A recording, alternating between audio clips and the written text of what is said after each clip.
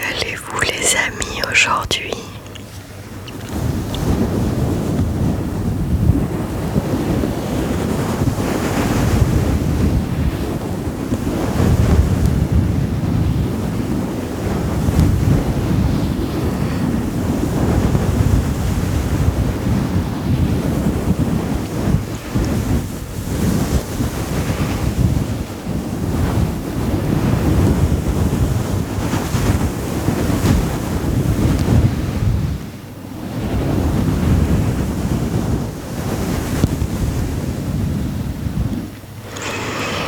Alors, aujourd'hui, dans cette vidéo, on va parler astronomie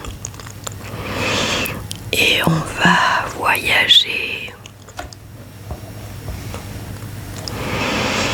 Alors, on va voyager dans l'espace, très très très loin.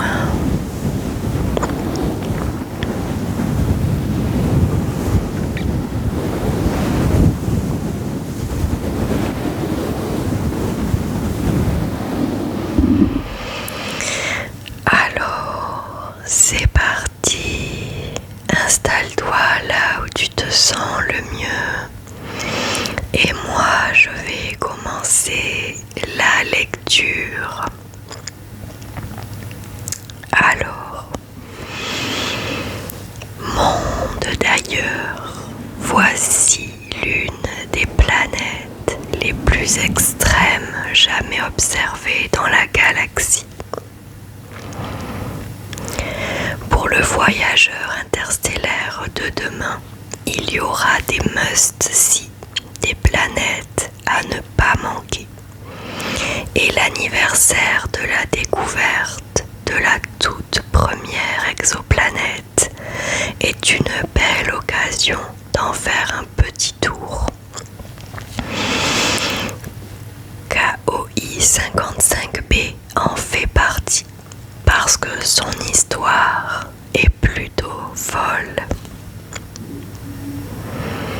Maman, papa, j'espère que tout va bien pour vous sur notre bonne vieille terre. Moi, après un voyage de 4000 années-lumière, j'ai fait le calcul. En voiture, il m'aurait fallu 45 milliards d'années pour y arriver. Je viens enfin de poser le pied sur KOI 55b, ou presque, parce que même s'il s'agit bien qu'une planète rocheuse, on n'y pose pas aussi simplement son pied. On ne s'en approche même pas trop si on veut éviter de s'y brûler les ailes. Selon l'ordinateur de bord de notre vaisseau, ici, il fait environ 6800 degrés au sol. Vous imaginez, c'est plus qu'à la surface de notre soleil. Notre guide dit que KOI 55b est l'une des planètes les plus chaudes que nos astronomes ont découvertes jusqu'ici. C'était en 2011 avec le télescope spatial Kepler. Ils avaient alors observé une légère déformation de son étoile. Vous verriez ça d'ailleurs. Cette étoile est étonnante. Elle est plus petite que notre soleil, mais extrêmement lumineuse et surtout bleue. Vous ne pouvez pas la voir à l'œil nu depuis notre Terre, mais elle ressemble un peu à Régulus, l'une des plus brillantes de votre ciel dans la constellation du Lion. Et puis, il faut que je vous raconte la drôle d'histoire de KOI 55b. Notre guide raconte que par le passé, elle avait la taille de notre Jupiter. Aujourd'hui, plus rien à voir. Elle est plus petite que notre Terre et moitié moins lourde. Vous saviez ce qui lui est arrivé? Un truc incroyable. Elle a survécu à un séjour à l'intérieur de son étoile. Elle en est quand même ressortie sévèrement brûlée, un peu comme le visage de Freddy Krueger, j'imagine. Elle s'est fixée à moins d'1 million de kilomètres de son étoile, tellement près qu'elle en a fait un tour complet en un 1/5 de jour. Mais c'est une planète en sursis, parce qu'elle continue de s'évaporer. Vous comprendrez pourquoi j'étais si impatient de m'y rendre. Au passage, j'ai pu jeter un œil à KOI 55C. C'est l'autre planète de ce système. Elle aussi est rocheuse comme notre Terre. Mais son environnement n'est pas beaucoup plus accueillant que celui de KOI 55B. Bon, je vous laisse. J'ai encore beaucoup de mondes étranges à découvrir. Je vous raconterai.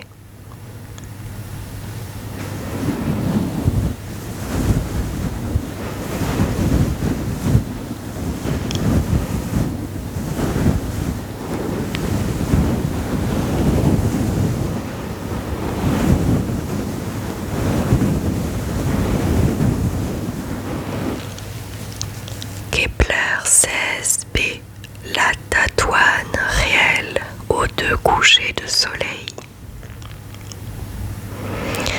Pour le voyageur interstellaire de demain, il y aura des must-see, des planètes à ne pas manquer. Concernant Kepler 16b, ce n'est pas tant la planète qui vaut le détour, mais plutôt son ou ses 2 soleils. Maman, papa, j'aimerais tant avoir de vos nouvelles et de celles de notre belle planète bleue. Mais pour l'heure, je poursuis mon voyage interstellaire et je viens d'arriver du côté de Tatooine. Si, vous savez, la planète désert de Star Wars, sur laquelle Luke Skywalker a passé son enfance. Celle dans le ciel de laquelle se lèvent et se couchent 2 soleils. En réalité, ce n'est évidemment pas en approche de la vraie Tatooine que je suis. Plutôt de celle que les astronomes appellent Kepler 16b. La toute première planète avec 2 soleils dans son ciel que les chercheurs ont débusquée dans notre Voie lactée. Elle n'est pas si loin de chez nous, seulement 245 années-lumière. La bagatelle de 3 milliards d'années de voyage en voiture. Et elle n'est pas si particulière, une planète de la taille de notre Saturne, une planète gazeuse géante. Du coup, nous n'avons pas tenté de nous y poser. Même si notre guide dit que Kepler 16b a possiblement un cœur de roche et de glace. Mais déjà vu de haut, on peut s'imaginer l'effet que ça doit faire d'avoir 2 ombres. Les 2 soleils de Kepler 16 sont assez différents l'un de l'autre. Vous savez, le premier, Kepler 16a, est une naine orange d'environ 70% la taille et la masse de notre étoile. Le second, Kepler 16b, est une naine rouge encore plus de 3 fois plus petite. Et tous les 2 orbitent l'un autour de l'autre en un peu plus de 42 jours, alors qu'il faut à leur planète commune près de 230 jours pour accomplir une orbite complète. Ils ont beau être 2 et avoir gardé leur planète à moins de 105 millions de kilomètres d'eux, d'aussi petits soleils ne parviennent pas à faire monter la température température ici. On ne dépasse jamais les -75 degrés Celsius. Difficile d'imaginer qu'une forme de vie puisse t'y plaire. Moi qui ne me plains sur notre vieille terre lorsque l'hiver arrive. Moi qui me plains sur notre vieille terre lorsque l'hiver arrive. Allez, je vous laisse pour cette fois, mon guide s'impatiente. Nous avons encore du chemin à parcourir pour rejoindre notre prochaine étape exoplanétaire. Je vous raconterai.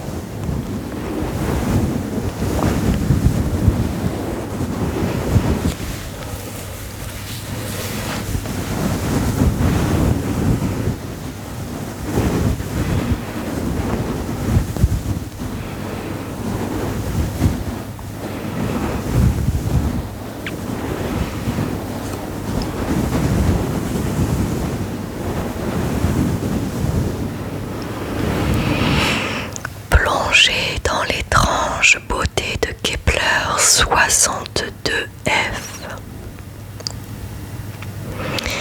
Pour le voyageur interstellaire de demain, il y aura des must-see, des planètes à ne pas manquer. Et surtout pas Kepler 62F. Car bien que lointaine et encore mal connue, elle est souvent considérée avec sa voisine Kepler 62e comme l'une des exoplanètes les plus favorables à la présence d'une vie extraterrestre. Chers parents, quelle drôle d'impression cela fait de rencontrer pour la première fois une vie extraterrestre. Le voyage aura été long pour arriver sur Kepler 62F. 1200 années-lumière de la Terre. Merci pour la propulsion superluminique et les trous de verre. Mais je ne regrette pas d'avoir choisi cette nouvelle destination si exotique.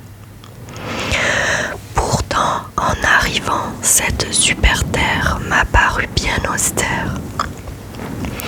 De l'orbite, elle ressemble à une énorme boule de glace.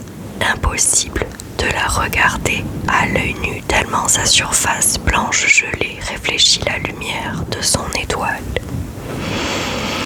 Malgré le fait qu'elle se trouve dans la zone habitable du système planétaire, Kepler 62F ne possède pas une atmosphère suffisamment épaisse pour assurer un effet de serre suffisant, efficace. Sa température moyenne de surface est de -60 degrés Celsius. Kepler 62 est en effet une étoile naine orange de type K. La planète ne reçoit ainsi que 40% environ du flux solaire qui inonde la Terre. Conséquence, la surface est totalement gelée et inhabitable. Cela va sans dire, mais ce n'est pas le cas des profondeurs de son immense océan. Réchauffé par l'intense activité magmatique qui anime les entrailles de la planète, Kepler 62F peut en effet être associé à une super Europe. Vous savez, cette lune de Jupiter qui possède un océan d'eau liquide sous une épaisse croûte de glace. Kepler 62F est du même type, mais en bien plus vaste. Son rayon fait 1,4 fois celui de la Terre. Une fois atterri au spatioport international qui se trouve ancré sur la glace, on descend à travers cette croûte gelée par une sorte de grand ascenseur. Puis on débouche dans l'océan et là, quel spectacle! C'est une vie foisonnante que l'on trouve ici. Certes, il ne s'agit pas d'une civilisation intelligente, mais une vie complexe et bien installée sur cette planète. Une multitude d'algues, et d'organismes marins peuplent ce monde, baigné d'une étrange lumière bleutée. J'ai tout le loisir de le contempler à travers les baies vitrées de la cité sous-marine où j'ai posé mes bagages. D'ailleurs, je profiterai de mon séjour dans ce système pour visiter la planète voisine, Kepler 62e. Il s'agit également d'un monde océan, mais bien plus chaud que Kepler 62f. Il paraît que la surface est constellée d'incroyables cités flottantes, très prisées des jet-setters, et que l'océan est peuplé de créatures encore plus étranges qu'ici. Promis, je prendrai des photos. À bientôt.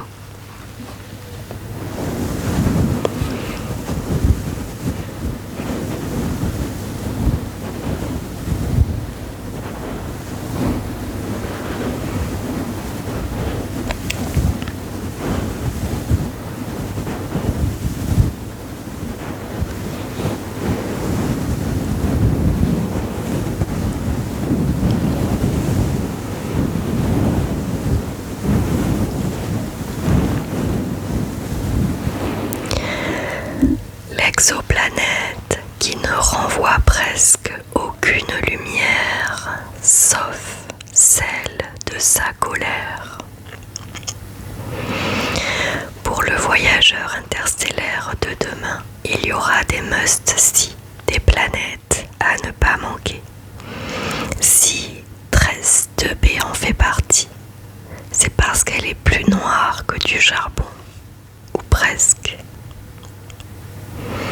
Maman, papa, je vous écris après avoir voyagé plus de 700 années-lumière et être enfin arrivé aux abords de 13-2b.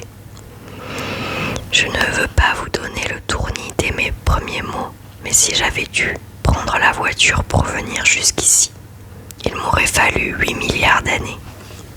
Vous imaginez? Mais il faut que je vous raconte, parce que j'ai craint un moment que nous passions à côté de cette drôle d'exoplanète sans la voir. J'avais entendu dire que 13-2b était incroyablement sombre, mais à ce point. Selon notre guide, elle absorbe plus de lumière que n'importe quel autre objet cosmique connu, même plus que le charbon, de l'ordre de 99,9% de la lumière qu'elle reçoit de son étoile GSC 03549028111. Celle-ci ressemble comme 2 gouttes d'eau à notre soleil. Vous aurez du mal à la voir à l'œil nu depuis notre Terre. Pour tenter votre chance, tournez la tête vers la constellation du Dragon. Depuis l'orbite de 13-2b, en revanche, on ne la voit que trop bien. La planète ne se trouve qu'à un peu plus de 5 millions de kilomètres d'elle. C'est 10 fois plus près que Mercure l'est de notre Soleil. Et ça fait grimper les températures sur 13-2b. Résultat, la planète brille tout de même comme des braises ardentes, d'une lueur rougeâtre. C'est curieux. Les chercheurs pensent que tout ça est dû à une composante encore inconnue dans l'atmosphère de cette planète gazeuse géante. Sinon, côté météo, il se passe aussi des choses ébouriffantes. Sur 13-2b, bien sûr, c'est une planète gazeuse, impossible d'y poser le pied. Mais vous verriez son atmosphère. Elle est balayée par des vents qui soufflent à plus de 7000 km/h, parce qu'elle se trouve dans une situation de verrouillage gravitationnel. Il fait jour en permanence sur l'une de ses faces et nuit tout le temps sur l'autre. La différence de température de plus de 1000 degrés Celsius entre le côté jour et le côté nuit de 13 degrés alimente la puissance de ces tempêtes. Mais il est temps de continuer mon voyage. J'ai encore beaucoup de monde fantastique à découvrir. Promis, je vous raconterai.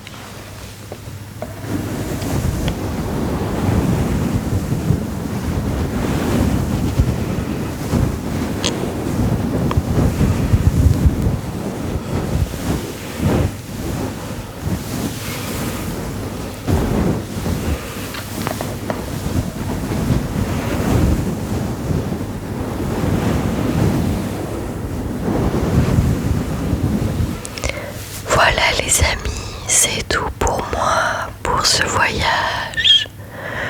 Le voyage est donc terminé. Bienvenue sur Terre.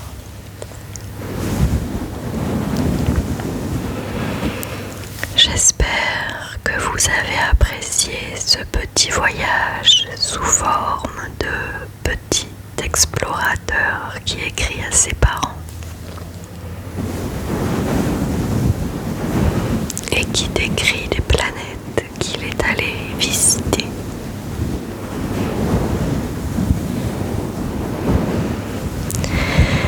Les amis, je vous fais de très gros bisous. Je vous dis à très vite dans une prochaine vidéo les amis.